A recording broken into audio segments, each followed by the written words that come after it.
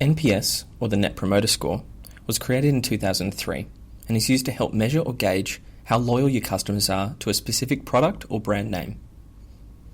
A customer is asked a single question: how likely are you to recommend this system to a colleague or friend?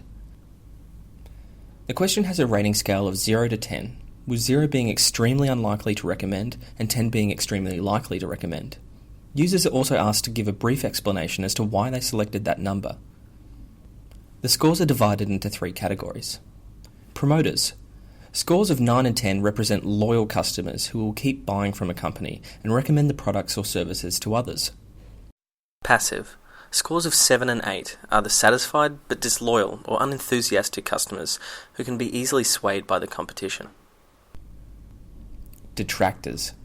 Scores 6 and below represent the unhappy customers who are considered a risk to the company brand, product, or services.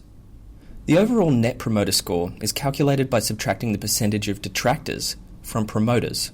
For example, if a company had 3% promoters and 70% detractors, that means you have an NPS score of minus 66. A positive score is the goal, but it can be difficult to obtain. Research has shown that good NPS scores account for 80% of referrals in most businesses, while detractors contributes to 80% of negative brand perception. This is why it's so important to read through and understand the reasons behind why the user selected a particular number, so common issues can be addressed, and over time, new NPS scores can be compared against benchmarks to ensure improvements have been made. SUS, or the System Usability Scale, is a trusted and reliable measure of perceived usability of an interface, and it's been in use since 1986. It consists of 10 questions, with 5 possible response options, ranging from 1, strongly disagree, through to 5, strongly agree. The 10 questions look at a range of different issues regarding usability and learnability. Interpreting SUS scores can be a bit complicated.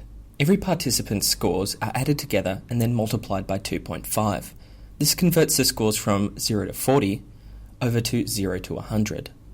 Scores of 68 and above are considered above average, and those below 68 are below average. While SUS scores range from 0 to 100, it shouldn't be assumed to mean that that represents a percentage of the maximum score possible. While the scoring system can be complex, it is easy to administer to customers and participants.